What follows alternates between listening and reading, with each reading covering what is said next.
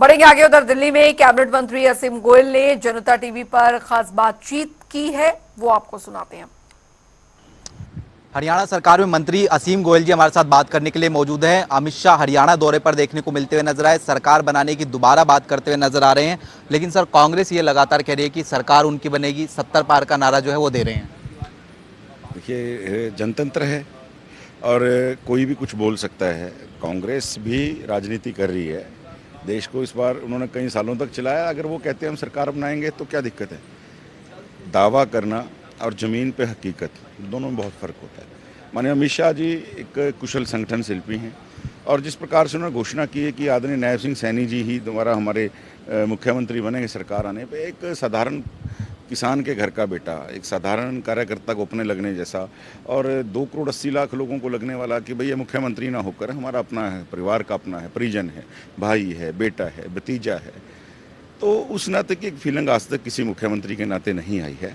और मेरा मानना है आदरणीय नरेंद्र मोदी जी के कुशल नेतृत्व के अंदर और आदरणीय नायब जी की इस अनथक मेहनत को लेके, उनकी जन कल्याणकारी नीतियों को लेके, हरियाणा को आगे बढ़ाने की सोच को लेके, हर परिजन से संपर्क जो उनका है उसको लेकर हम तीसरी बार कमल खिलाने जा रहे हैं।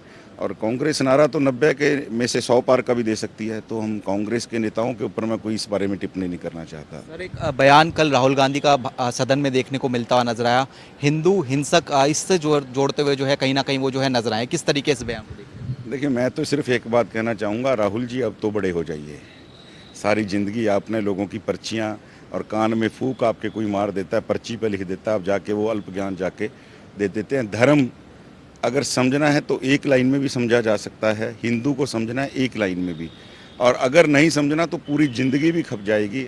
आप हिंदू और धर्म दोनों को समझ नहीं सकते। राहुल जी जो पढ़ी एक पर्चियाँ पढ़कर या सुनकर स्टेटमेंट्स देते हैं, बड़ा हास्यास्पद मामला है। और कल भी उन्होंने उसका एक प्रदर्शन जो है पार्लियामेंट में किया है, जनता सब जानती है। आप किस मुद्दे के ऊपर एक आदमी को टारगेट करने के लिए आप इस नीचता तक उतर जाओगे? आप पूरे हिंदू धर्म के ऊपर हमला करोगे?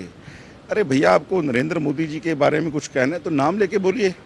आप नाम लेके बोलते रहे, उनको मौत का सौदागर बोलते रहे, आपकी माता जी ने कोई कसर नहीं छोड़ी। अब आप किस तरीके से एक नीचता की हद करते हो, पूरे धर्म को उसमें लपेटते हो, पूरे हिंदू धर्म को आप कहते हो और कहते हो कि नरेंद्र मोदी जी हिंदू धर्म का प्रतिनिधित्व करते हैं। भैया, हम तो खुद कहते हैं कि आपकी सोच इटली की है, आप इटली के जीन से लेकर पैदा हुए हो।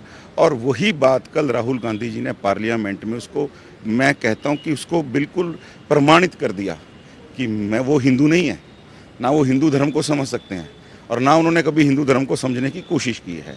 उनके अंदर विदेशी जीन्स हैं और वो कल पार्लियामेंट के अंदर नजर आए। अंतिम सवाल सर, अग्निवीर और जो किसानों के लिए एमएसपी जैसे मसले जो हैं वो उठाते हुए जो है नजर आए हैं। हरियाणा कहीं ना कहीं एक बड़ा तबका जो है इससे प्रभावित होता हुआ। देखिए, कितना बड़ा कॉन्ट्राडिक्शन है। राहुल गांधी जी, उनकी टीम बुक्का फाड़ फाड़ के रोती है कि बेरोजगारी बढ़ गई, बेरोजगारी बढ़ गई, बेरोजगारी बढ़ गई।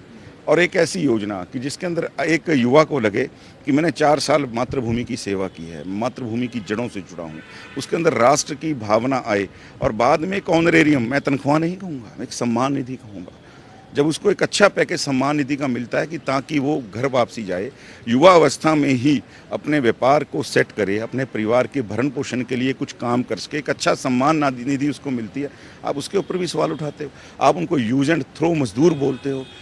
मुझे घिन आती है उनकी सोच के ऊपर और इसलिए मैं कहना चाहता हूँ, राहुल जी, आप थोड़े बड़े और हो जाइए। आप सांसद बन चुके होंगे कितनी बार भी, लेकिन आप बड़े नहीं हुए, आप इस देश को नहीं समझते। आपको जब उनको युवाओं को एक प्लेटफॉर्म मिल रहा है, उसके बाद आप उनको यूज एंड थ्रो मजदूर बता रहे हैं।